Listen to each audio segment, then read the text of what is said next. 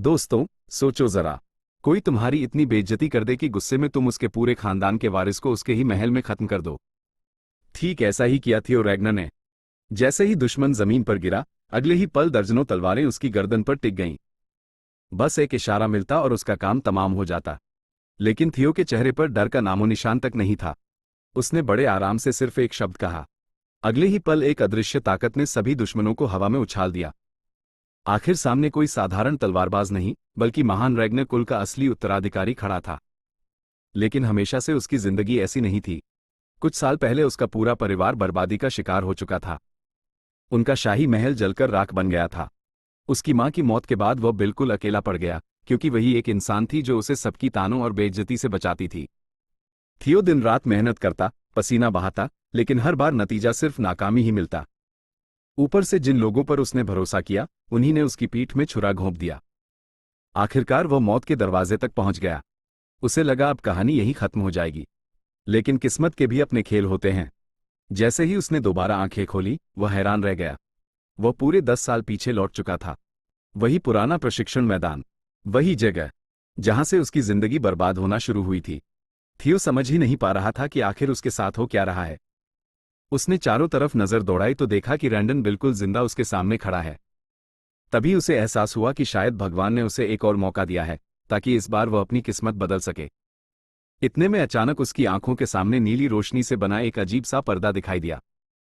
उस पर एक अजीब आदेश लिखा था, रैंडन के मुंह पर एक जोरदार घूंसा मारो। थियो दंग रह गया। उसे समझ नहीं आया कि यह कैसा मजाक है। उसने इधर उधर देखा, लेकिन किसी और को वह चमकता हुआ पर्दा दिखाई ही नहीं दे रहा था। तब उसे समझ आया कि यह संदेश सिर्फ उसी के लिए है। कुछ पल सोचने के बाद उसने अपनी लकड़ी की तलवार नीचे फेंक दी। उसके दिल में सालों से दबा हुआ गुस्सा अब फटने को तैयार था। उसने तय कर लिया कि चाहे ये सपना हो या हकीकत, इस बार वह अपने दिल की करेगा। बस फिर क्या था, थियो पूरी ताकत से रैंडन की तरफ दौड़ पड़ा। मैदान में मौजूद सभी लोग हैरान रह गए। किसी ने सोचा भी नहीं था कि एक शिष्य अपने ही गुरु पर हाथ उठा देगा। थियो ने पूरी जान लगाकर मुक्का चलाया और उसका हाथ रैंडन के चेहरे तक पहुंच भी गया। लेकिन अफसोस, उसके मुक्के में इतनी ताकत ही नहीं थी कि सामने वाले को जरा भी फर्क पड़े। अगले ही पल रैंडन ने बिजली जैसी रफ्तार से पलटवार किया। ऐसा जोरदार घूंसा मारा कि थियो कई कदम दूर जाकर धड़ाम से गिर पड़ा। उसके मुंह से खून निकल आया और दर्द से उसकी सांसें तक अटक गईं। रैंडन ने ठंडी आवाज में कहा, मैंने तो प्रशिक्षण खत्म होने का ऐलान कर दिया था। अब ये बेवकूफी किस लिए? थियो जमीन पर पड़ा तड़प रहा था। लेकिन उसके दिमाग में एक ही बात घूम रही थी। ये दर्द बिल्कुल असली था। अगर यह सपना होता तो इतनी तकलीफ कैसे होती? रैंडन ने सोचा कि शायद आने वाले ब्लूमिंग समारोह की वजह से थियो घबरा गया है। लेकिन यही बात सुनकर थियो के होश उड़ गए। यही तो वो समय था, उस भयानक घटना से ठीक पहले वाला। अब उसे पूरा यकीन हो गया कि वो सचमुच अतीत में लौट आया है। रैंडन ने जाते जाते ताना मारा, अगर सच में रैग्नर परिवार का सदस्य बनना चाहते हो तो मुक्कों से नहीं, तलवार से चुनौती देना सीखो। ये कहकर वो वहां से चला गया। थियो अकेला बैठा अपनी किस्मत को कोसने लगा। उसे याद आने लगा कि बचपन से ही लोग उसकी कमजोरी का मजाक उड़ाते थे। इसमें उसकी क्या गलती थी? वो तो ऐसी ताकत लेकर पैदा ही नहीं हुआ था जिसकी सब उससे उम्मीद करते थे। उसने अपने चेहरे को छुआ, फिर मुट्ठी भर मिट्टी उठाकर महसूस की। मिट्टी की ठंडक, शरीर का दर्द और सांसों की धड़कन, सब कुछ बिल्कुल असली था। अब उसे कोई शक नहीं रहा। ये सपना नहीं बल्कि हकीकत थी। वो सचमुच 17 साल की उम्र में लौट आया था। यानी उसके पास अपनी पूरी जिंदगी बदलने का मौका था। तभी फिर वही नीला पर्दा उसके सामने चमक उठा। उस पर लिखा था कि उसने पहला काम पूरा कर लिया है और इनाम के रूप में अब रैग्नर परिवार की असली प्रतिभा उसके अंदर जागृत की जाएगी। थियो की आंखें फैल गईं। पर्दे ने उससे पूछा कि क्या वो अभी यह इनाम लेना चाहता है। थियो ने बिना एक पल गंवाए तुरंत हाँ चुन लिया। अगले ही पल उसके पूरे शरीर में ऐसी जबरदस्त ताकत दौड़ने लगी कि वह दर्द से कांप उठा। ऐसा लग रहा था जैसे उसकी हर हड्डी, हर नस और हर मांसपेशी नए सिरे से बन रही हो। उसकी ताकत, गति और सहनशक्ति पल पल बढ़ने लगी। वो समझ ही नहीं पा रहा था कि उसके अंदर आखिर हो क्या रहा है। लेकिन बेचारे को चैन लेने का मौका भी नहीं मिला। इनाम मिलते ही सामने अगला काम आ गया और इस बार उसे रोज पैलेस पहुंचना था। उधर महल के अंदर बड़े बड़े लोग बैठक कर रहे थे। थियो के तलवार चलाने वाले गुरु ब्रैंडन हावी साफ शब्दों में बोले कि उन्होंने अपनी पूरी जिंदगी में थियो जैसा कमजोर और बिना हुनर का शिष्य कभी नहीं देखा। फिर भी रैंडन वहीं रुकना चाहता था, क्योंकि उसे पूरा भरोसा था कि आने वाले ब्लूमिंग समारोह के बाद रैग्नर परिवार का उत्तराधिकारी जरूर बदल जाएगा और उसे उसका फायदा मिलेगा। उधर डचेस सिसिलिया रैग्नर को अपने बेटे पर पूरा भरोसा था। उन्होंने रैंडन को बड़ी रकम देकर कहा कि वो थियो को हर हाल में मजबूत बनाए। रैंडन ने सामने से तो बड़ी वफादारी दिखाई, लेकिन मन ही मन हंस रहा था। उसके हिसाब से थियो में जरा भी प्रतिभा नहीं थी। वो उसे नाम का रईस और असल में निकम्मा समझता था। फिर भी उसने ये काम खुशी खुशी स्वीकार किया, क्योंकि इसके बदले मिलने वाला इनाम इतना बड़ा था कि उसका पूरा भविष्य बदल सकता था। इतना ही नहीं, इस बहाने उसे रैग्नर परिवार पर सीधा अधिकार भी मिलने वाला था। वह अपने लालच भरे ख्यालों में डूबा ही था कि अचानक गलियारे में किसी के तेज कदमों की आवाज गूंज उठी। कोई पूरी रफ्तार से उसकी तरफ दौड़ा चला आ रहा था, और उसके मन में सिर्फ एक ही बात थी। रैंडन चुपचाप थियो को भागते हुए देखता रहा।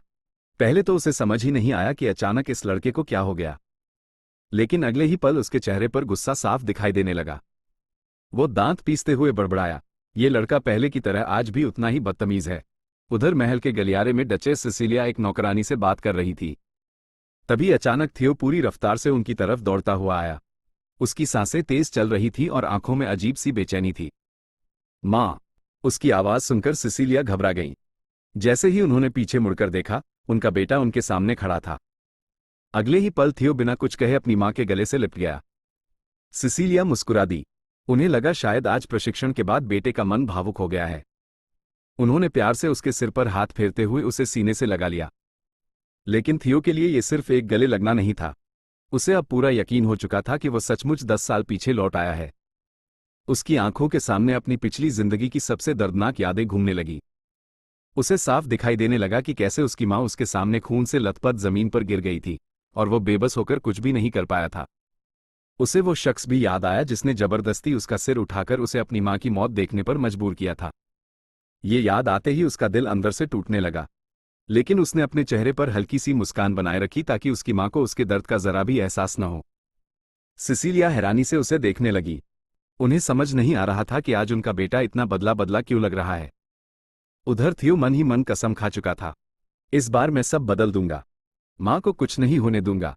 उसे पता था कि इस समय वह अभी भी बहुत कमजोर है, लेकिन अगर वह रहस्यमय सिस्टम सच था तो उसके पास ताकत हासिल करने का रास्ता भी मौजूद था। इस बार वो सिर्फ जिंदा रहने के लिए नहीं, बल्कि रैग्नर परिवार की गद्दी पर बैठने के लिए लड़ेगा। और तभी उसके मन में एक और कसम जुड़ गई। जिस तरह उसकी मां को उससे छीन लिया गया था, उसका हिसाब भी वह एक एक करके चुकाएगा। सबसे पहले रैंडन से। इतने में फिर वही नीली रोशनी वाला पर्दा उसकी आंखों के सामने उभर आया। दूसरा प्रशिक्षण शुरू। अपने शरीर को उसकी आखिरी सीमा तक पहुंचाओ। इतना पढ़ते ही थियो बिना समय गंवाए फिर से प्रशिक्षण मैदान की ओर दौड़ पड़ा। उसका मन तो अभी बदला लेने का था, लेकिन वह अच्छी तरह जानता था कि कमजोर इंसान का गुस्सा किसी काम का नहीं होता। पहले ताकत, फिर बदला। अपनी पिछली जिंदगी में वह ब्लैक स्नो नाम के गुप्त संगठन का सदस्य रह चुका था, इसलिए उसे कई ऐसे राज पता थे जिनके बारे में इस समय दुनिया को कोई जानकारी नहीं थी। उसे एक बेहद खतरनाक प्रशिक्षण विधि याद आई, जिसका नाम था ब्लड स्वॉर्ड मेथड। उसे एक ऐसी गुप्त किताब भी याद थी जिसकी असली कीमत लोगों को कई साल बाद समझ आने वाली थी। सबसे बढ़कर उसे अपना वही नर्क जैसा प्रशिक्षण याद था, जिसकी वजह से उसने बिना प्रतिभा के भी खुद को मजबूत बनाया था। बस फिर क्या था, थियो ने अपने शरीर पर रहम करना ही छोड़ दिया। वो लगातार मैदान के चक्कर लगाने लगा। 1 चक्कर, 2 चक्कर, 10 चक्कर, लेकिन उसके कदम रुकने का नाम ही नहीं ले रहे थे। दौड़ते दौड़ते उसे महसूस हुआ कि रैग्नर परिवार की असली प्रतिभा सचमुच उसके अंदर जाग चुकी है। सिस्टम में उसके प्रशिक्षण की प्रगति तेजी से बढ़ने लगी। बाकी प्रशिक्षु हैरान रह गए। जिस लड़के को कल तक सबसे कमजोर कहा जाता था, आज वही बिना रुके लगातार दौड़ रहा था। थियो को लगने लगा कि अगर वह इसी तरह खुद को धकेलता रहा तो वह अपनी पुरानी सीमाओं को बहुत जल्द पीछे छोड़ देगा। दौड़ खत्म होते ही उसने तलवार उठा ली और फिर से अभ्यास शुरू कर दिया। उसका शरीर दर्द से चीख रहा था, लेकिन उसके हाथ रुक नहीं रहे थे। दिन बीतते गए। थियो ने न दिन देखा न रात। वह बिना आराम किए लगातार खुद को तोड़ता और फिर जोड़ता रहा। कुछ ही दिनों में उसकी हालत इतनी खराब हो गई कि दूर से देखने वाला भी समझ सकता था कि यह लड़का अपनी जान दांव पर लगा चुका है। चौथे प्रशिक्षण मैदान की प्रभारी एवलिन नर्विल दूर खड़ी उसे देख रही थी। पहले तो उसने नफरत से मुंह फेर लिया। रैग्नर परिवार का ये निकम्मा लड़का आखिर साबित क्या करना चाहता है, लेकिन जैसे जैसे समय बीतता गया, उसकी नफरत की जगह हैरानी ने ले ली। कई दिनों से बिना ठीक से सोए और बिना आराम किए कोई इंसान इस तरह अभ्यास कैसे कर सकता है? उधर थियो की हालत बेहद खराब हो चुकी थी। उसके पैरों में जान नहीं बची थी, सांसें टूट रही थी। फिर भी सिस्टम का आदेश साफ था, अपने शरीर को उसकी आखिरी सीमा तक पहुंचाओ। उसे पिछली रात की बात याद आई, जब उसने सोचा था कि अब बस बहुत हुआ और आराम करने बैठ गया था। लेकिन जैसे ही उसने आराम किया, सिस्टम में उसकी प्रगति घटने लगी। तभी उसे समझ आया कि यह परीक्षा दर्द सहने की नहीं, बल्कि अपनी असली सीमा पार करने की है। बस उसी पल उसने फैसला कर लिया, अब चाहे जान चली जाए, लेकिन वो रुकेगा नहीं। प्रगति 98% पहुंची। थियो दर्द सहते हुए लगातार तलवार चलाता रहा। फिर 99%। अब उसका शरीर जवाब दे चुका था। सांस लेना तक मुश्किल हो गया था। आंखों के सामने अंधेरा छाने लगा, लेकिन उसने हार नहीं मानी। उसने अपनी बची हुई आखिरी ताकत भी झोंक दी। पूरा मैदान उसकी जिद देख रहा था। एवलिन की आंखों में पहली बार सम्मान की झलक दिखाई दी। उसे यकीन नहीं हो रहा था कि कोई इंसान सिर्फ अपनी इच्छाशक्ति के दम पर इतना आगे जा सकता है। आखिरकार सिस्टम की पट्टी पूरी भर गई। प्रशिक्षण सफल। जैसे ही यह संदेश आया, थियो की टांगों ने जवाब दे दिया। वह सीधे मुंह के बल जमीन पर गिर पड़ा। उसी समय सिस्टम ने घोषणा की कि उसने न सिर्फ प्रशिक्षण पूरा किया है, बल्कि तय समय से पहले पूरा करने की वजह से उसे अतिरिक्त इनाम भी मिलेगा। थियो की आंखें मुश्किल से खुली हुई थी। पूरे शरीर में जान नहीं बची थी, लेकिन इनाम छोड़ना भी उसके बस की बात नहीं थी। कांपते हुए उसने हाथ बढ़ाया और बिना एक पल सोचे हाँ चुन लिया। अगले ही पल आसमान से नीली रोशनी का एक विशाल स्तंभ उसके ऊपर उतरा। वो पूरी ताकत उसके शरीर के अंदर समाने लगी। एवलिन यह नज़ारा देखकर बिल्कुल स्तब्ध रह गई। उसने अपनी जिंदगी में ऐसा चमत्कार कभी नहीं देखा था। जब थियो की आंख खुली, तो उसने खुद को प्रशिक्षण मैदान में नहीं, बल्कि एक शांत कमरे के बिस्तर पर लेटा पाया। वो घबराकर उठ बैठा और चारों तरफ देखने लगा। तभी दरवाजा खुला। अंदर एवलिन नर्विल आई। वो शांत आवाज में बोली, ये चौथे प्रशिक्षण मैदान का विश्राम कक्ष है। रैग्नर परिवार का सदस्य होने का मतलब यह नहीं कि तुम अपनी जान ही निकाल दो। जरूरत से ज्यादा अभ्यास का नतीजा हमेशा यही होता है। थियो ने उसे देखते ही पहचान लिया, लेकिन उसके चेहरे पर हल्की सी मुस्कान आ गई, क्योंकि उसे पता था कि उसकी जिंदगी का अगला बड़ा मोड़ अब शुरू होने वाला है। एवलिन ने हल्की मुस्कान के साथ अपना परिचय दिया। मेरा नाम एवलिन नर्विल है। मैं चौथे प्रशिक्षण मैदान की प्रभारी हूं। फिर उसने बताया कि आज सुबह थियो अकेले अभ्यास करते करते बेहोश होकर गिर पड़ा था, इसलिए वो उसे उठाकर इस विश्राम कक्ष में ले आई। थियो ने शांति से उसकी बात सुनी और उसका धन्यवाद किया। कुछ देर पहले तक दोनों के बीच जो अजीब सी दूरी थी, वो थोड़ी कम होती दिखाई दी। एवलिन ने उसके सामने पानी का गिलास रखा, लेकिन पानी पीने की बजाय थियो ने ऐसा सवाल पूछ दिया कि एवलिन का चेहरा ही बदल गया। अगर कोई ब्लूमिंग समारोह से पहले अपना माना होल खोल दे, तो रैग्नर परिवार में उसे अपराध माना जाता है। एवलिन ने तुरंत गंभीर होकर कहा, हाँ, ये बहुत बड़ा अपराध है। थियो ने बिना रुके दूसरा सवाल दाग दिया, अगर कोई ऐसा कर बैठे तो उसकी सजा क्या होती है? अब एवलिन की आंखें सिकुड़ गईं। उसे अचानक वही रहस्यमयी शक्ति याद आई जो उसने थियो के बेहोश होने से ठीक पहले महसूस की थी। वो धीरे से बोली, जब माना होल खुलता है, तब बिल्कुल वैसी ही जादुई तरंगें निकलती हैं जैसी मैंने तुम्हारे शरीर से महसूस की थी। फिर उसने सीधे थियो की आंखों में देखते हुए पूछा, सच सच बताओ, क्या तुमने अपना माना होल खोल लिया है? थियो ने अनजान बनने का नाटक किया। माना होल? वह क्या होता है? लेकिन अंदर ही अंदर उसके मन में तूफान मचा हुआ था। अगर एवलिन की बात सच थी, तो फिर उसका जिंदा बचना नामुमकिन होना चाहिए था। उसी समय अचानक उसके सीने से तेज नीली रोशनी फूट पड़ी। फिर वही रहस्यमयी सिस्टम उसके सामने दिखाई दिया। इनाम प्राप्त हुआ, ड्रैगन हॉट। साथ ही उसे वह अतिरिक्त इनाम भी याद आया जो तेजी से प्रशिक्षण पूरा करने पर मिला था। पिछले जीवन की 10 साल की जादुई शक्ति। अब सारी बातें एक एक करके समझ आने लगी। तो ये सारी ताकत ड्रैगन हॉट की वजह से थी।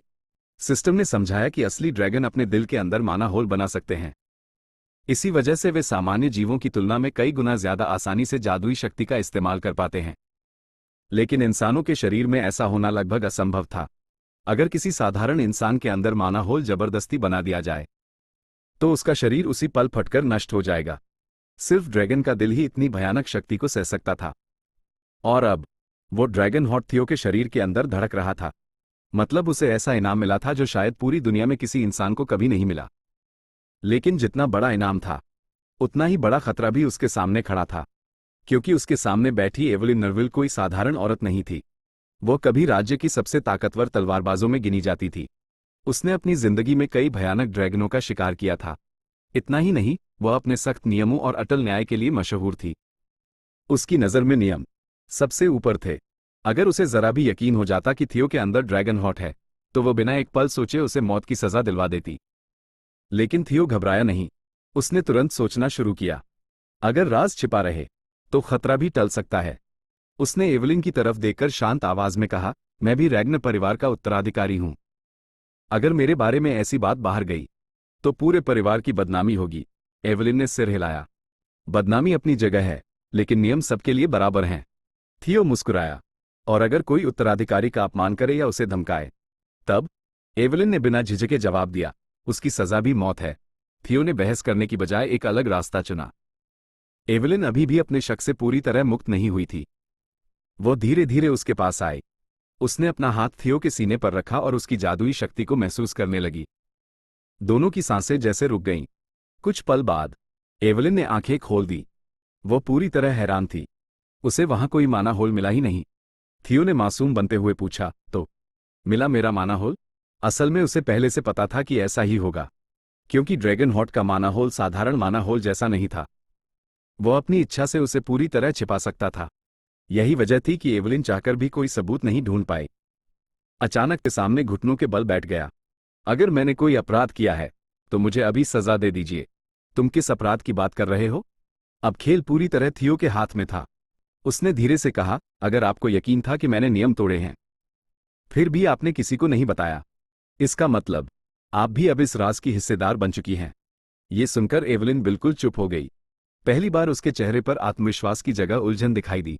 थियो ने आगे कहा, असल वजह यह नहीं कि माना होल खोलना अपराध है।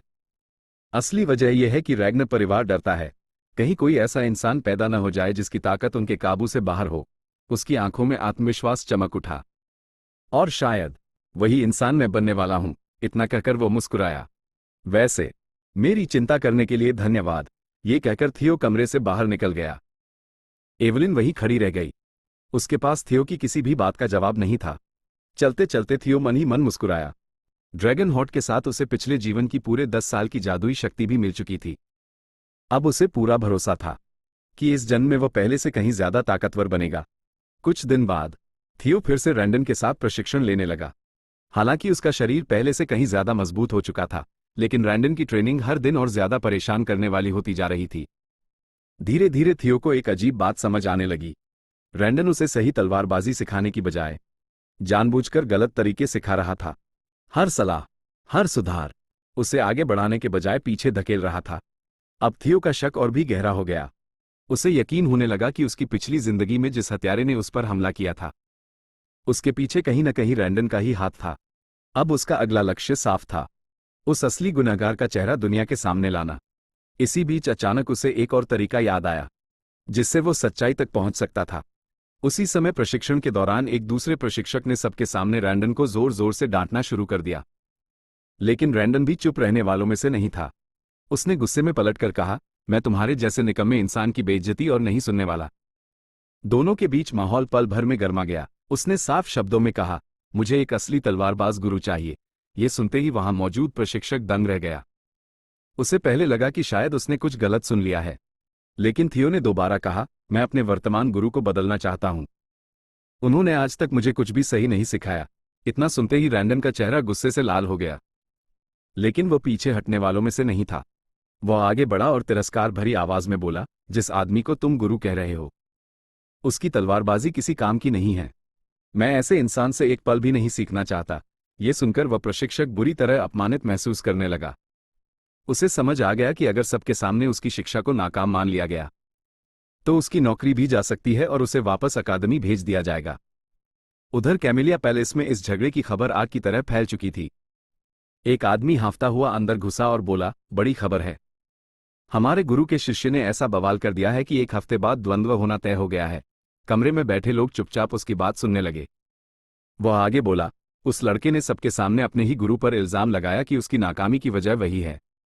अगर ये लड़ाई हुई तो रैग्नर परिवार के आधे खून वाले लोगों की खूब बेइज्जती होगी। लेकिन वह अपनी बात पूरी भी नहीं कर पाया था कि अचानक एक तेज वार बिजली की तरह उसकी तरफ आया। छन्नाक, एक ही वार में उसका चेहरा चीर दिया गया। वह वहीं जमीन पर गिर पड़ा। पूरा कमरा पल भर में खामोश हो गया। वार करने वाला आदमी ठंडी नजरों से उसे देखते हुए बोला, कमजोर आधे खून वालों की यही औकात होती है। फिर उसने अपना परिचय दिया। मैं हूं उत्तरी क्षेत्र का चौथे स्थान का योद्धा, डार्क टाइगर एक्सिन रैग्नर। उसके पास बैठा दूसरा आदमी बिल्कुल शांत था। वह था सिल्वर लायन वेलिंगटन नार्सियो। दोनों की मौजूदगी ही कमरे का माहौल बदलने के लिए काफी थी। तभी वहां एक तीसरा आदमी भी आ पहुंचा। उसकी आभा बाकी दोनों से भी कहीं ज्यादा खतरनाक थी। उसने मुस्कुराते हुए कहा, मैं 9 महान ड्रैगनों में से एक हूं, आकाश का ड्रैगन एड ट्रोवन। उसने सामने बैठे युवक को चेतावनी देते हुए कहा, कभी भी किसी छोटे खतरे को हल्के में मत लेना। एक छोटी सी चिंगारी भी पूरे जंगल को जला सकती है। लेकिन सामने बैठा आदमी हंस पड़ा। जिसमें असली प्रतिभा होती है वही ऐसे हादसों से डरता है। मेरे लिए चिंता करने की जरूरत नहीं, एड ने सिर हिलाया। उसे महसूस हो रहा था कि सामने वाला अपनी ताकत के घमंड में अंधा हो चुका है। लेकिन उस युवक ने उसकी बात को चेतावनी नहीं बल्कि अपने पक्ष में इशारा समझ लिया। उसे पूरा भरोसा था कि रैंडन का गुरु ही इस समस्या को हमेशा के लिए खत्म कर देगा। एक हफ्ता बीत गया। आखिरकार चौथे प्रशिक्षण मैदान में उस बहुचर्चित मुकाबले का दिन आ पहुंचा। पूरा मैदान दर्शकों से खचाखच भरा हुआ था। हर तरफ बस इसी लड़ाई की चर्चा हो रही थी। ऊपर बालकनी से एवलिन भी पूरी दिलचस्पी के साथ अखाड़े को देख रही थी। उसके पास एक और सख्त स्वभाव वाला अधिकारी आकर खड़ा हो गया। इससे साफ था कि आज का मुकाबला सिर्फ 2 लोगों की लड़ाई नहीं, बल्कि बड़े बड़े लोगों की निगाहें भी इसी पर टिकी थी। रैंडन पूरी तैयारी के साथ मैदान में उतरा। ऊपर से वो शांत दिखाई दे रहा था, लेकिन अंदर ही अंदर उसे महसूस हो रहा था कि मामला अब उसके हाथ से निकल चुका है। लेकिन अब ये झगड़ा पूरे परिवार की इज्जत का सवाल बन चुका था। रैंडन ने मन ही मन फैसला किया, अब पीछे हटने का सवाल ही नहीं उठता। लेकिन तभी आंखों के सामने अचानक वही रहस्यमय सिस्टम चमक उठा। नया लक्ष्य, अपने प्रतिद्वंद्वी को हराओ। बिना किसी झिझक के ये चुनौती स्वीकार कर ली। इस मामले का फैसला रैग्नर परिवार के तरीके से होगा। सब लोग उसकी तरफ देखने लगे। रैंडन भी समझ नहीं पाया कि उसका मतलब क्या है। रैग्नर परिवार में फैसला सिर्फ एक चीज करती है, ताकत। इस विवाद का अंत सिर्फ एक द्वंद्व करेगा। रैंडन का गुरु तुरंत मान गया। उसे लगा कि अदालत और नियमों से बेहतर है एक ही लड़ाई में सब खत्म हो जाए। द्वंद्व ठीक 1 हफ्ते बाद होगा। ये सुनकर रैंडन थोड़ा घबरा गया। वो चाहता था कि लड़ाई तुरंत हो, लेकिन एवलिन की मुस्कान साफ बता रही थी, फैसला हो चुका है। उसके बाद एक और हफ्ता बीत गया। आज वही दिन था जिसका सबको इंतजार था। पूरा अखाड़ा लोगों से भर चुका था। ज्यादातर लोग थियो का मजाक उड़ा रहे थे। अरे, ये तो तलवार ठीक से पकड़ भी नहीं सकता। रैग्नर परिवार का सबसे बड़ा कलंक आज मैदान में उतर रहा है। दूसरी तरफ रैंडन हावी पूरे आत्मविश्वास से खड़ा था। वो एक मझोले स्तर का तलवारबाज था और उसे पूरा यकीन था कि थियो उसके सामने एक पल भी नहीं टिक पाएगा। उसने तिरस्कार से कहा, अगर अभी भी अपनी जान बचानी है तो सबके सामने माफी मांग लो। लेकिन थियो की आंखों में जरा भी डर नहीं था। वो शांत आवाज में बोला, आज अपमान मेरा नहीं, तुम्हारा होगा। और अगर तुमने मुझे हल्के में लिया तो चोट भी तुम्हें ही लगेगी। रैंडन के चेहरे पर खतरनाक मुस्कान आ गई। उसने मन ही मन फैसला कर लिया, आज इसे मार भी दिया तो लोग इसे सिर्फ एक हादसा समझेंगे। फिर उसने अहंकार से कहा, चलो, पहला वार तुम ही कर लो। उसे पूरा भरोसा था कि चाहे थियो कुछ भी कर ले, उन दोनों के बीच की ताकत का फर्क कभी खत्म नहीं हो सकता। लेकिन थियो तो इसी पल का इंतजार कर रहा था। उसने बिना समय गंवाए पूरी ताकत के साथ हमला बोल दिया। दोनों तलवारें टकराईं। टन। पूरा मैदान उस आवाज से गूंज उठा।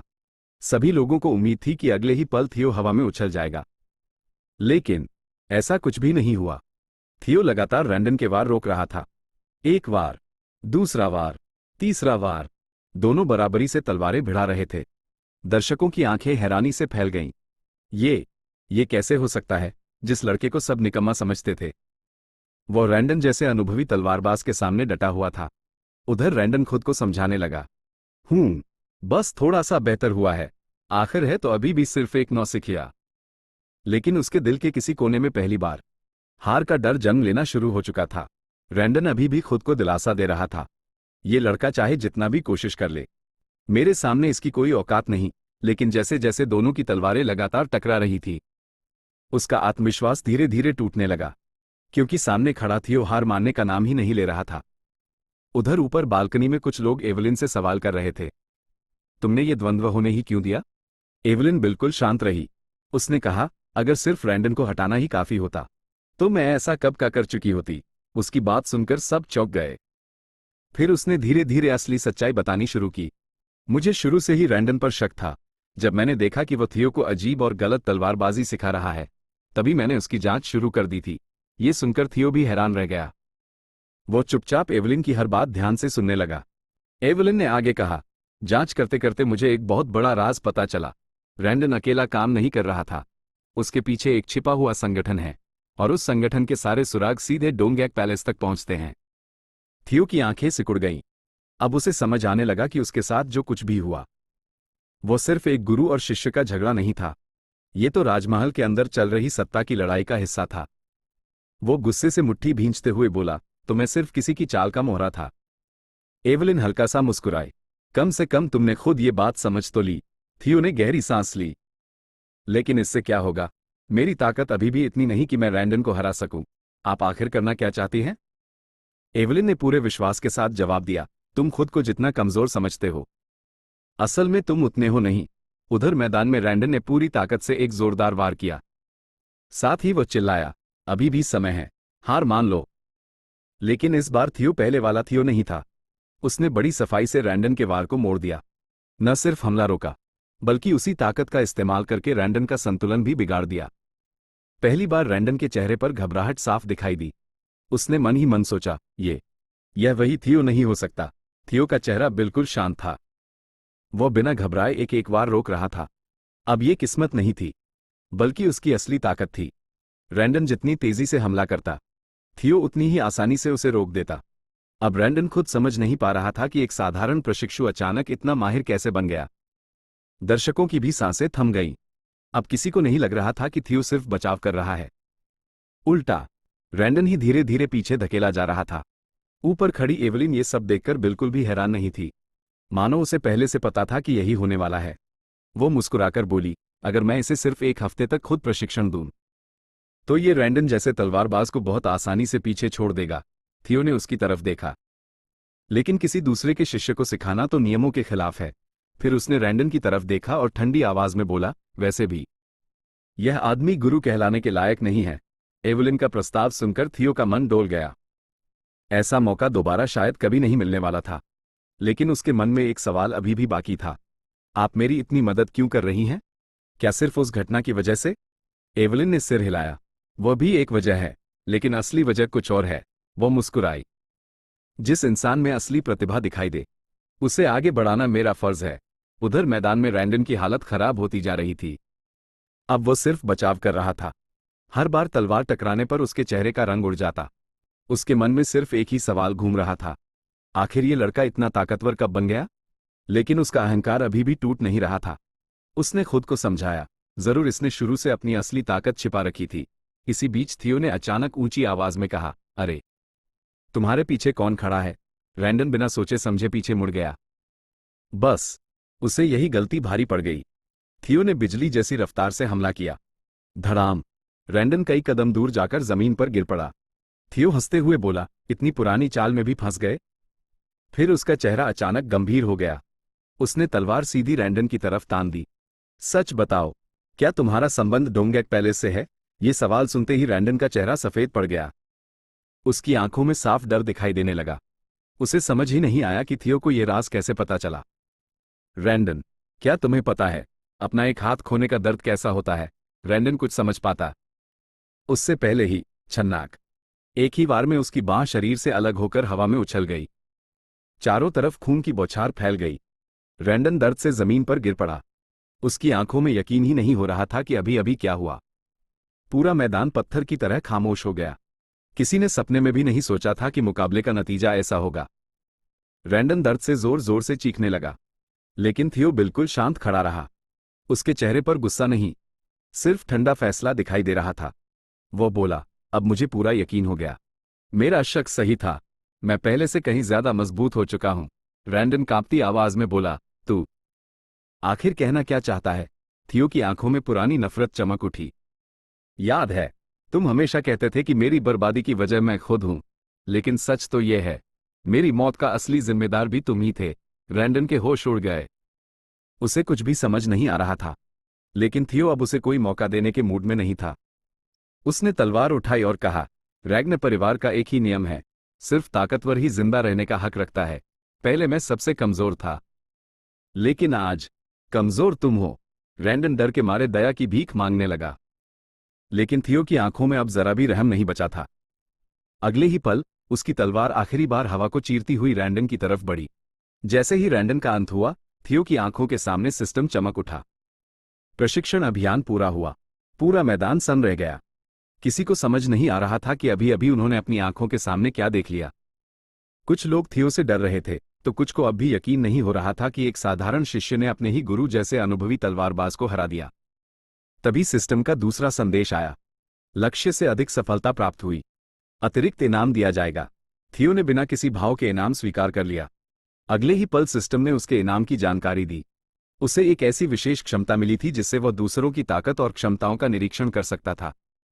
इसके साथ उसे 1 साल की अतिरिक्त जादुई शक्ति भी प्राप्त हुई। थियो अभी इस नई शक्ति को समझ ही रहा था कि अचानक आसमान से एक जबरदस्त दबाव नीचे आ गिरा। धड़ाम! जमीन तक हिल गई और पत्थरों में दरारें पड़ गईं। पूरा मैदान फिर से सन्नाटे में डूब गया। किसी ने घबराकर कहा, थियो रैग्नर। थियो तुरंत उस तरफ मुड़ा। वहां एक बेहद ताकतवर आदमी खड़ा था। उसका नाम था जूलियस रैग्नर। वह व्हाइट ड्रैगन दल का कप्तान था और 9 महान ड्रैगनों में से एक माना जाता था। उसे देखते ही आसपास मौजूद सैनिक घबरा गए। थियो के मन में भी सवाल उठने लगे।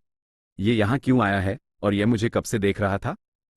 ऊपर खड़ा एक जूलियस को देखकर परेशान होकर बोला, यह आदमी फिर आ गया और हमेशा की तरह आते ही आधा मैदान तोड़ दिया। जूलियस ने किसी की परवाह नहीं की और सीधे थियो की तरफ बढ़ने लगा। थियो सतर्क हो गया। उसके मन में एक ही बात चल रही थी, मैंने आखिर किया ही क्या है? यह मुझे घूर क्यों रहा है? जूलियस उसके सामने आकर कुछ पल तक उसे देखता रहा। फिर अचानक वो जोर जोर से हंसने लगा। थियो के चेहरे पर उलझन आ गई। अभी कुछ पल पहले तक माहौल इतना गंभीर था और अब यह आदमी ऐसे हंस रहा था जैसे कोई मजेदार तमाशा देख लिया हो। जूलियस ने कहा, कमाल की लड़ाई थी। तुमने मुझे सच में प्रभावित कर दिया। फिर उसने उत्सुकता से पूछा, क्या तुम वही हो जिसके बारे में इन दिनों हर जगह चर्चा हो रही है? थियो समझ ही नहीं पाया कि आखिर यह उसकी इतनी तारीफ क्यों कर रहा है। जूलियस ने रैंडन की तरफ देखा और लापरवाही से कहा, जहां तक मैंने सुना है, रैंडन अपने किए की यही सजा पाने लायक था। फिर उसने थियो को अपने पास बुलाया। लेकिन अगले ही पल उसने थियो का चेहरा पकड़कर उसकी तरफ ध्यान से देखा। सब लोग दंग रह गए। जूलियस ने सीधा प्रस्ताव रखा, व्हाइट ड्रैगन दल में शामिल हो जाओ। ये सुनते ही पूरे मैदान में फुसफुसाहट फैल गई। अभी तो थियो ने जागृति समारोह तक में हिस्सा नहीं लिया था और उसे सीधे व्हाइट ड्रैगन दल में शामिल होने का प्रस्ताव मिल गया था। एवलिन भी ये देखकर चुपचाप मुस्कुरा रही थी। उसे समझ आ चुका था कि आज कुछ असाधारण हुआ है। आसपास खड़े प्रशिक्षु भी हैरान थे। एक रैग्नर परिवार के लड़के को, जिसने व्हाइट ड्रैगन दल के परीक्षक को हरा दिया था, कप्तान खुद अपने दल में बुला रहा था। तभी भीड़ में खड़े एक नकाबपोश आदमी ने गंभीर सवाल उठाया, क्या कभी किसी प्रशिक्षु तलवारबाज को जागृति समारोह से पहले ही व्हाइट ड्रैगन दल में भर्ती किया गया है? पूरा मैदान चुप हो गया। किसी के पास इसका जवाब नहीं था। नकाबपोश आदमी ने आगे समझाया, जब तक किसी के अंदर माना की धाराएं नहीं खुलती, तब तक उसकी असली क्षमता का अंदाजा लगाना मुश्किल होता है, और अगर वह ऐसे परिवार से हो जिसकी जादुई शक्ति औसत मानी जाती हो, तब तो उसके भविष्य का अनुमान लगाना और भी मुश्किल है। फिर भी उसने माना कि थियो के बारे में अभी कुछ भी निश्चित नहीं कहा जा सकता। जूलियस ने सीधे थियो से पूछा, तो क्या तुम इस मौके को ठुकराने वाले हो? खुद महान जादुई ड्रैगन ने तुम्हारे अंदर कुछ देखा है। थियो का जवाब बिल्कुल सीधा था, हाँ, मैं मना करता हूं। पूरा मैदान फिर से शांत हो गया। जूलियस की आंखें फैल गईं। उसे यकीन ही नहीं हुआ कि किसी ने उसका प्रस्ताव ठुकरा दिया। ऊपर खड़ा नकाबपोश आदमी भी हैरान था। एवलिन तक थियो को देखकर सोच में पड़ गई। दर्शकों के बीच तो जैसे भूचाल आ गया। इसने मना कर दिया। व्हाइट ड्रैगन दल का कप्तान खुद बुला रहा था और इसने सीधा ना बोल दिया। अब लोगों के बीच थियो को लेकर नई अफवाहें फैलने लगी। कुछ लोग कहने लगे कि शायद अपने ही गुरु को खत्म करने के बाद उसका दिमाग खराब हो गया है। दूसरे लोग रैंडन को ही घटिया गुरु बताते हुए बोले, अगर उसका शिष्य इतना प्रतिभाशाली निकला तो सोचो गुरु खुद कितना निकम्मा रहा होगा। सबसे मजेदार बात यह थी कि कप्तान ने थियो को अपनी आंखों से देखकर भर्ती का प्रस्ताव दिया था। फिर भी थियो ने खुद को अभी तक कमजोर ही माना। इससे लोगों की उसके बारे में जिज्ञासा और बढ़ गई। उधर डोंगेक पैलेस में भी इस घटना की खबर पहुंच चुकी थी। राजकुमारी एमिल रैग्नर गंभीर होकर बैठी थी। उसे रैंडन की मौत की उतनी चिंता नहीं थी। उसकी असली परेशानी कुछ और थी। थियो ने रैंडन को मार डाला। उसने अपने आसपास बैठे लोगों की तरफ देखा। एक अधीनस्थ ने तुरंत कहा, रैंडन तो हमेशा से हमारे लिए परेशानी था। उसकी मौत से कोई बड़ा नुकसान नहीं हुआ। एमिल ने सिर हिलाया। मुझे उसकी मौत की चिंता नहीं है। मुझे चिंता इस बात की है कि थियो इतना आगे कैसे पहुंच गया। फिर उसने अपने भाई एड ट्रोवन की तरफ देखा। वो समुद्र का ड्रैगन था। एड ने गंभीर आवाज में कहा, मामला अब पहले जैसा नहीं रहा। महान जादुई ड्रैगन खुद थियो में दिलचस्पी ले चुका है। ऊपर से एवलिन ने उसे व्यक्तिगत रूप से प्रशिक्षण देना शुरू कर दिया है। अब किसी साधारण गुरु को भेजकर थियो को अपने नियंत्रण में रखना आसान नहीं होगा।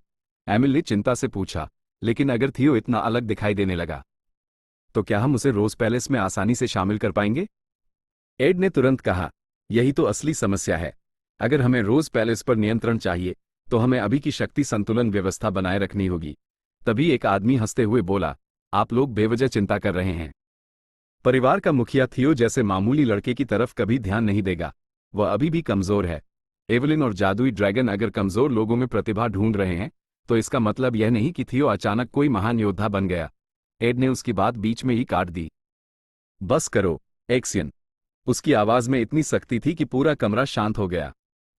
एड ने उसे घूरते हुए कहा, जरा सोच समझकर बोलना शुरू करो। तुम एक सीमा पार कर रहे हो। एड की कड़ी आवाज सुनते ही एक्सियन तुरंत शांत हो गया। उसे समझ आ गया कि उसने कुछ ज्यादा ही बोल दिया है। उसने सिर झुकाकर कहा, ठीक है, समझ गया। फिर उसने माना कि उसकी मां और उसका मामा दोनों ही थियो के अचानक उभरने से चिंतित हैं। लेकिन इसके बाद एक्सियन ने खुद ही आगे बढ़कर कहा, अगर आप दोनों इतना परेशान हैं तो थियो को व्यस्त रखने का काम मैं कर सकता हूं। जब तक उसे अपनी औकात समझ नहीं आ जाती मैं उस पर नजर रखूंगा। उधर चौथे प्रशिक्षण मैदान में लड़ाई खत्म हो चुकी थी। अब माहौल पहले की तुलना में काफी शांत था। थियो ने एवलिन की तरफ देखकर कहा, आपने मुझे जो सिखाया उसी की वजह से मैं आज इतना आगे पहुंच पाया हूं। आपका धन्यवाद। एवलिन ने उसकी तरफ देखा और पूछा, लेकिन एक बात मेरी समझ में नहीं आई। व्हाइट ड्रैगन दल का कप्तान खुद तुम्हें बुला रहा था, फिर तुमने उसका प्रस्ताव ठुकरा क्यों दिया? थियो कुछ पल चुप रहा। फिर उसने कहा, एक समय था जब व्हाइट ड्रैगन दल में शामिल होना मेरा सबसे बड़ा सपना था, लेकिन अब मेरी जिंदगी सिर्फ उस पुराने सपने के हिसाब से नहीं चलेगी। एवलिन ने पूछा, क्यों? थियो ने समझाया, अगर मैं अभी उस दल में शामिल हो गया तो हर किसी की नजर मुझ पर पड़ जाएगी। मुझे समय से पहले बहुत सारी जिम्मेदारियां मिल जाएंगी और लोग मेरे ऊपर अपनी उम्मीदें लाद देंगे। अभी मुझे किसी खास सुविधा की जरूरत नहीं है। मुझे खुद को और मजबूत करना है। जागृति समारोह तक अगर आप मुझे इसी तरह प्रशिक्षण देती रहीं तो मेरे लिए इतना ही काफी है। एवलिन ने उसकी बात समझ ली। हालांकि उसने मुस्कुराकर कहा, तुम्हें पता है ना, कप्तान तुम्हारे इस जवाब से काफी निराश होगा। थियो हल्का सा मुस्कुरा दिया।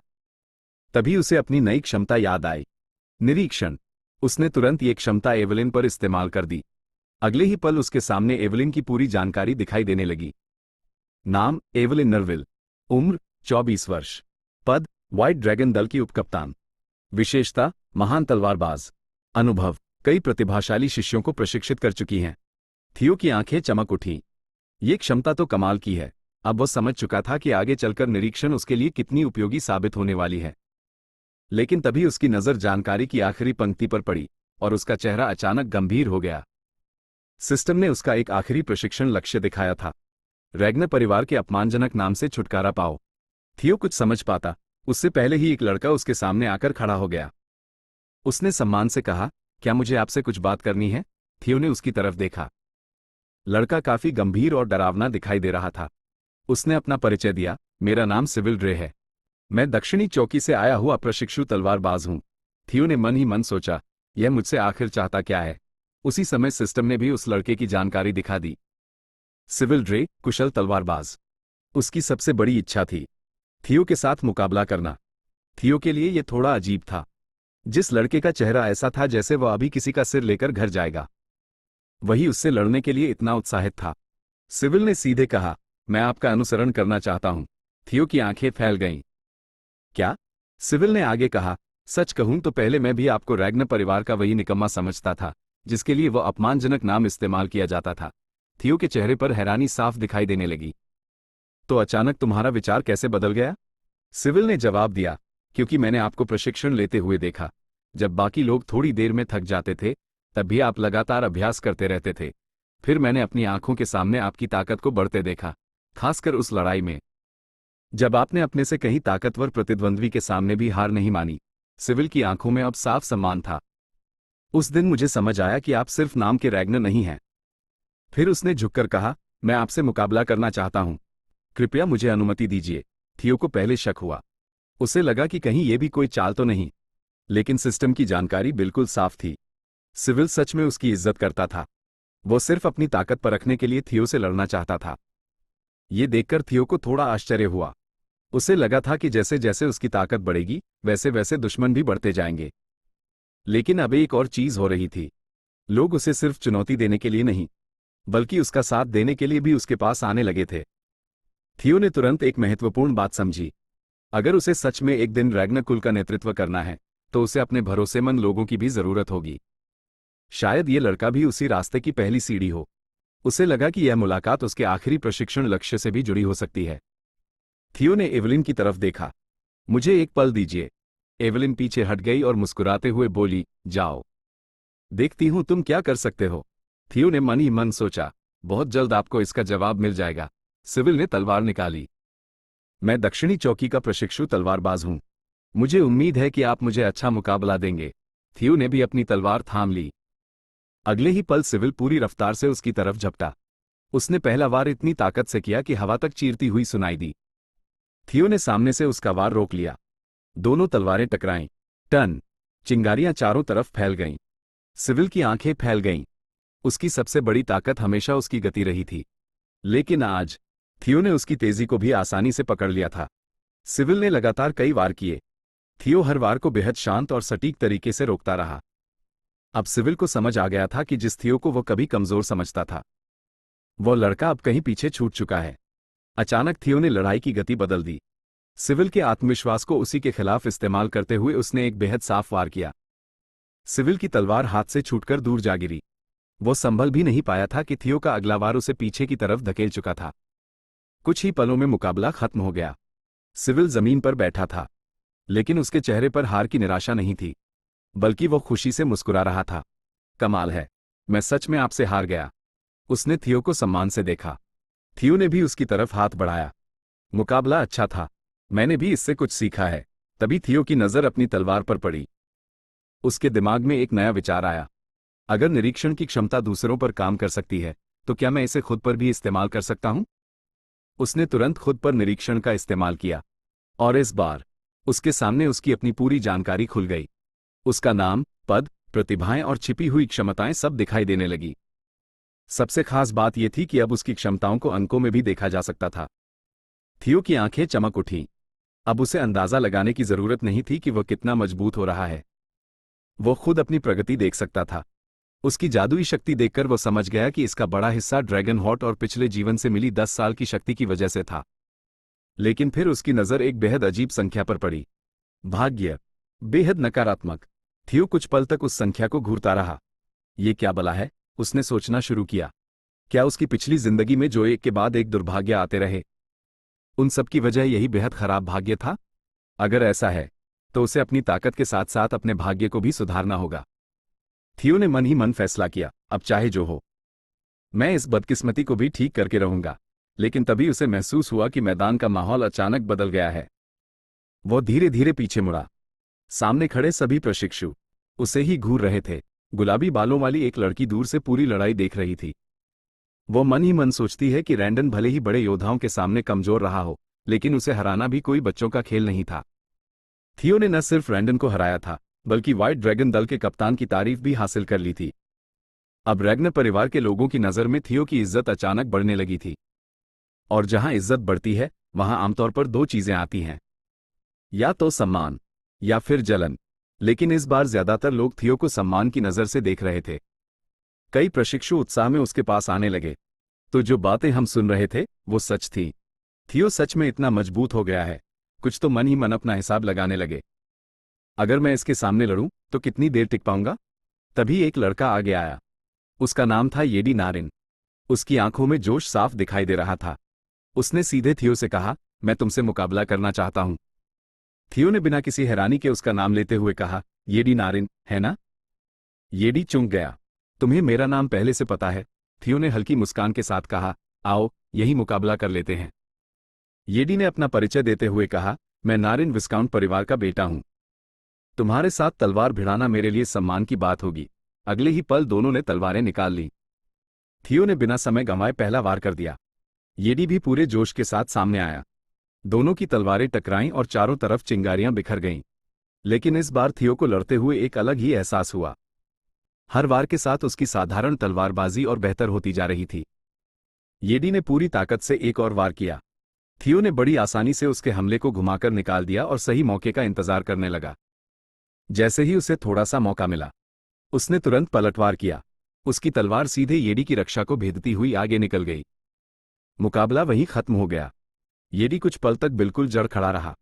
उसे समझ ही नहीं आया कि थियो ने इतनी जल्दी उसे कैसे हरा दिया। फिर उसने हार स्वीकार करते हुए सिर झुका दिया। थियो ने देखा कि उसे हराने के बाद सिस्टम में उसकी किस्मत थोड़ी बढ़ गई थी। अब उसे एक और रहस्य समझ में आने लगा। लोगों की मान्यता और सम्मान भी उसकी ताकत बढ़ा रहे थे। साथ ही उसे लड़ाई का अनुभव भी मिल रहा था। थियो ने मन ही मन कहा, तो आगे बढ़ने का सबसे तेज तरीका यही है, लड़ते रहो और लोगों को अपनी ताकत का एहसास कराते रहो। और फिर उसने अगले प्रतिद्वंद्वी को बुला लिया। एक के बाद एक मुकाबले शुरू हो गए। एक लड़का हारा तो थियो को बेनी मिरो की मान्यता मिली। दूसरे को हराया तो एरिक मोइरा ने उसे स्वीकार किया। फिर मैनफ्रेड नॉबर्ट, फिर मैनुएल नॉयर, फिर ब्रो फ्रैंक। हर जीत के साथ थियो की किस्मत बढ़ती जा रही थी। कुछ ही देर में पूरा मैदान थियो की जीतों की लंबी सूची बन चुका था। आखिरकार डैनियल लेमन ने भी थियो की ताकत को स्वीकार कर लिया। लेकिन इतने सारे मुकाबलों के बाद थियो की सांसें तेज चलने लगी थी। शरीर थक चुका था। फिर भी उसने तलवार उठाकर कहा, अगला कौन है? ये देखकर बाकी प्रशिक्षु दंग रह गए। ये लड़का थकता भी है या नहीं? थियो ने खुद भी महसूस किया कि वह अब तक कितने लोगों से लड़ चुका है। लेकिन एक समस्या थी। इतनी सारी जीत के बावजूद उसका आखिरी अभियान लगभग आगे ही नहीं बढ़ा था। तभी उसे समझ आया कि साधारण प्रशिक्षुओं की नज़र में उसकी इज्जत अब बढ़ चुकी है। लेकिन उसके ऊपर लगा पुराना अपमानजनक नाम मिटाने के लिए उसे इससे कहीं बड़ा काम करना होगा। उसे किसी बेहद ताकतवर व्यक्ति को हराना पड़ेगा। थियो ने थकान के बावजूद हार मानने से इनकार कर दिया। तभी भीड़ से एक भारी भरकम कवच पहना योद्धा आगे आया। उसने कहा, मैं तुम्हारा अगला प्रतिद्वंद्वी हूं। थियो ने उसकी तरफ देखा और जैसे ही उसने उसका नाम सुना, उसका चेहरा गंभीर हो गया। सिल्वर लायन वेलिंगटन नार्सियो। भीड़ में हलचल मच गई, क्योंकि वेलिंगटन कोई साधारण तलवारबाज नहीं था। वो उत्तरी 4 महान प्रतिभाओं में से एक था। इन चारों में शामिल थे हुल्कास राणा, रे रैग्नर, वेलिंगटन नार्सियो और एक्सिन रैग्नर। ये चारों रैग्नर कुल की नई पीढ़ी के सबसे बेहतरीन प्रतिभाशाली योद्धा माने जाते थे। और वेलिंगटन तो नार्सियो परिवार का भावी मुखिया भी था। वह आने वाले जागृति समारोह में भी बड़ी भूमिका निभाने वाला था। वेलिंगटन ने आत्मविश्वास से कहा, मेरे पिता ने मुझे यहां भेजा है, इसलिए मैं तुम्हें परखना चाहता हूं। फिर उसने अपना परिचय दिया। थियो ने भी शांत आवाज में कहा, मेरा नाम थियो रैग्नर है।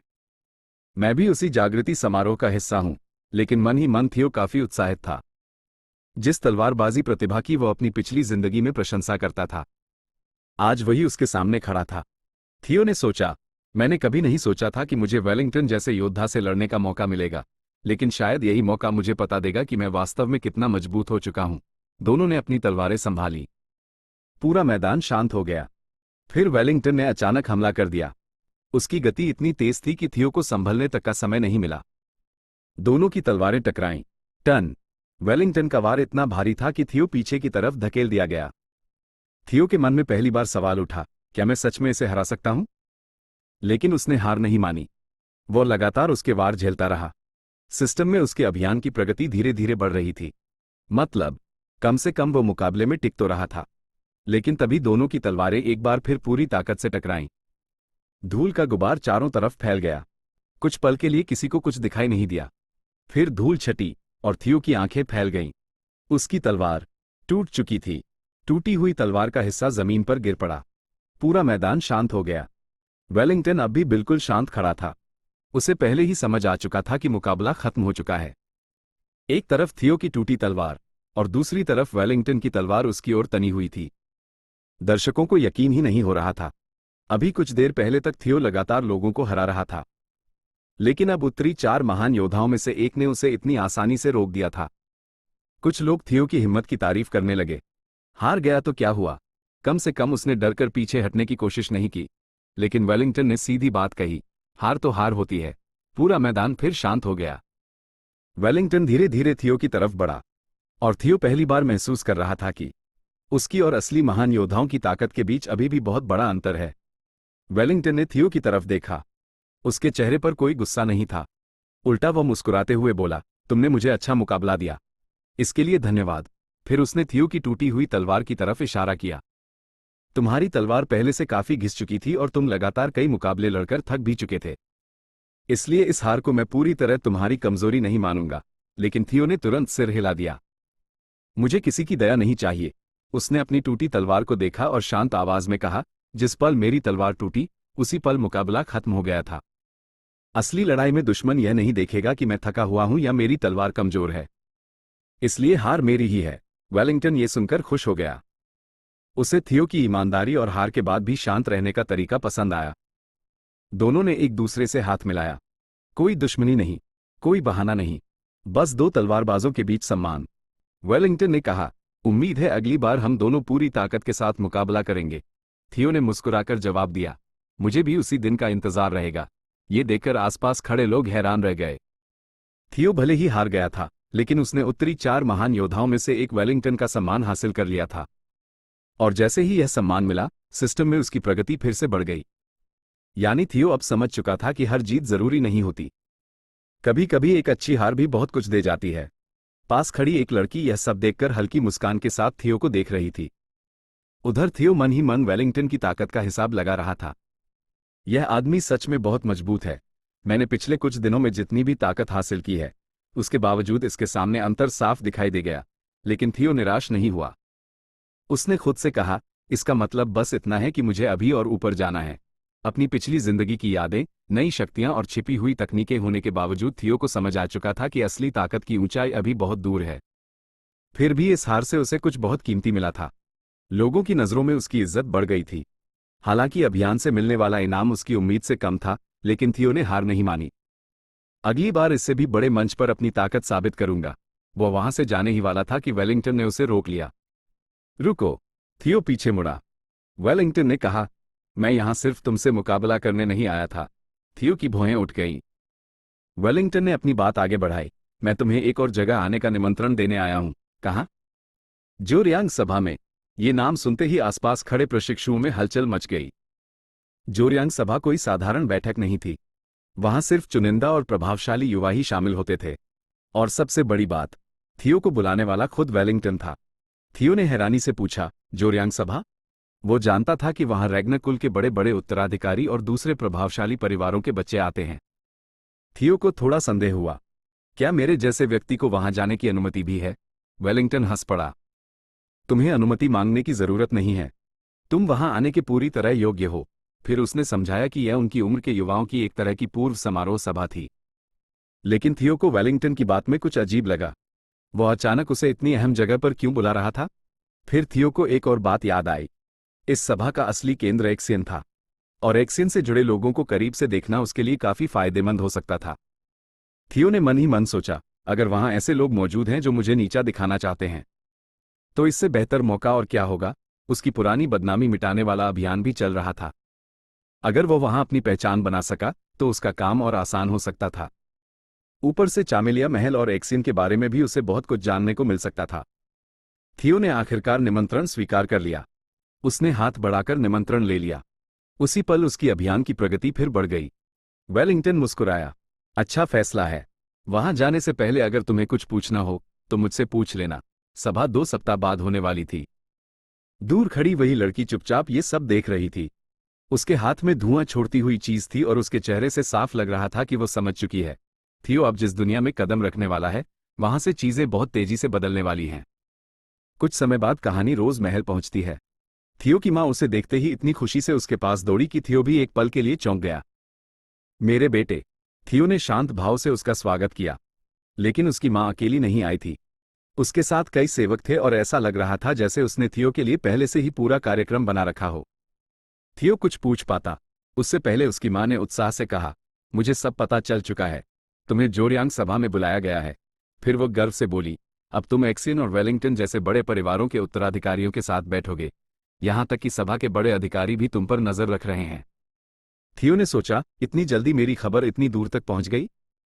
उसकी मां ने तुरंत उसके कपड़ों और चाल ढाल पर ध्यान देना शुरू कर दिया। अब तुम्हें सिर्फ तलवार चलाना नहीं सीखना है। तुम्हारा पहनावा, तुम्हारा व्यवहार, सब कुछ सही होना चाहिए, वरना ये लोग तुम्हारी छोटी सी गलती को भी पकड़कर तुम्हें नीचा दिखाने लगेंगे। उसके सेवक तुरंत थियो के कपड़ों का नाप लेने लगे। थियो चुपचाप ये सब देखता रहा। उसकी मां ने कहा, तुम्हारे व्यवहार की कुछ गलतियां लोग माफ कर सकते हैं, लेकिन तुम्हारे कपड़े और तुम्हारा व्यक्तित्व देखकर तुम्हें जरूर परखा जाएगा, इसलिए इसकी चिंता तुम मत करो, मैं खुद सब ठीक करूंगी।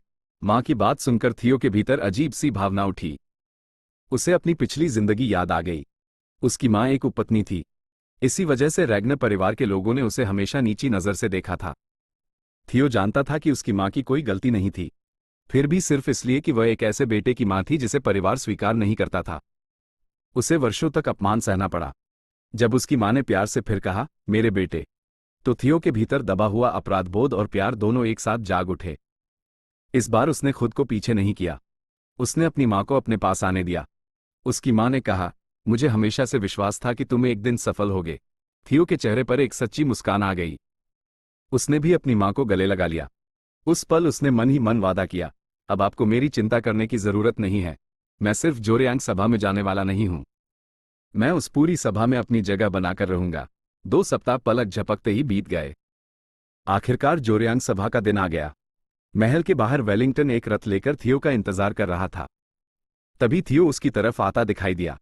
वेलिंगटन उसे देखते ही कुछ पल के लिए चुप रह गया, क्योंकि सामने खड़ा थियो पहले वाला थियो लग ही नहीं रहा था। उसके कपड़े, उसकी चाल और उसका आत्मविश्वास, सब कुछ बिल्कुल अलग था। वेलिंगटन के मुंह से अचानक निकल गया, तुम तो पूरी तरह बदल गए। थियो ने उसकी तरफ देखा, तुम मेरा मजाक उड़ा रहे हो क्या? वेलिंगटन तुरंत हंस पड़ा, अरे नहीं, सच कह रहा हूं। फिर उसने थियो को रथ में बैठने का इशारा किया। रथ में बैठते समय थियो ने खुद भी महसूस किया कि उसका शरीर पहले की तुलना में काफी बदल चुका था। लगातार किए गए कठिन प्रशिक्षण का असर साफ दिखाई दे रहा था, और पिछले 2 हफ्तों में वेलिंगटन भी लगभग रोज उससे मिलने आता रहा था। दोनों लगातार अभ्यास करते रहे और धीरे धीरे उनके बीच अच्छी दोस्ती भी हो गई।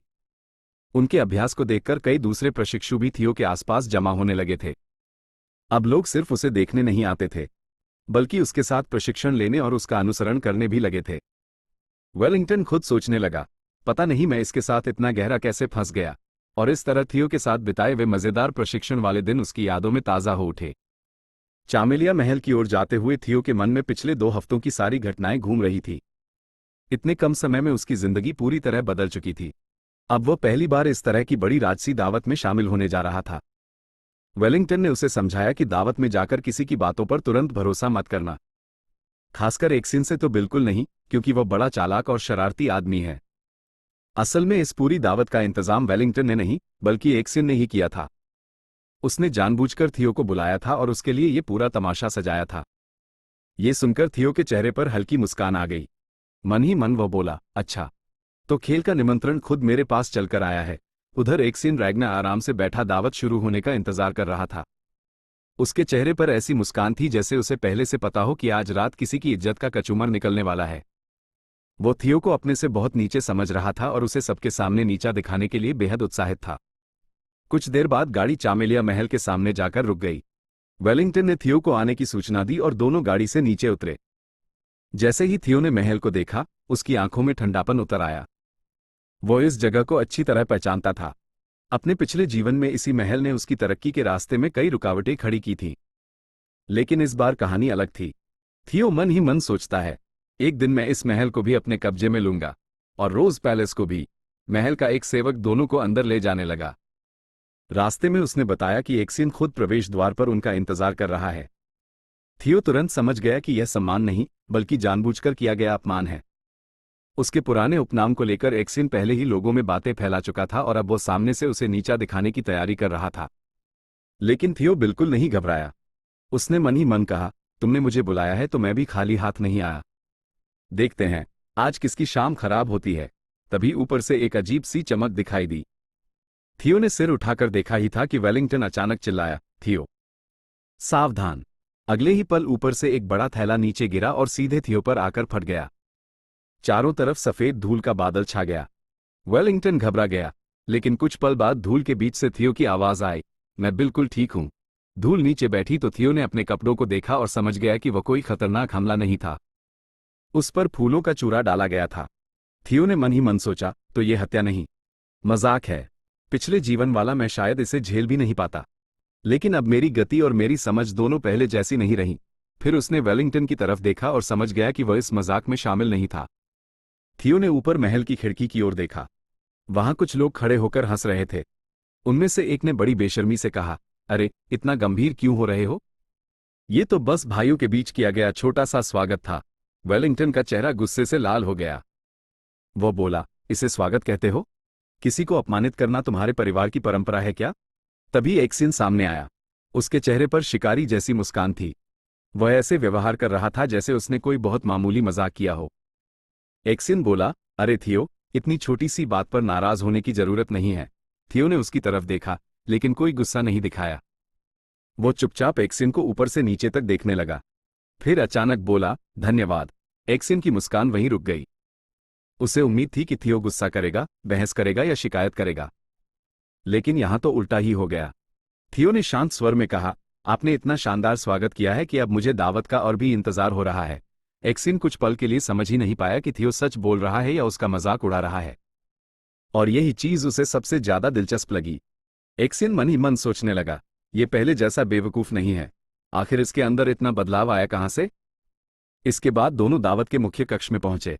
चारों तरफ बड़े बड़े रईस, कुलीन परिवारों के लोग और ऊंचे पदों वाले मेहमान मौजूद थे।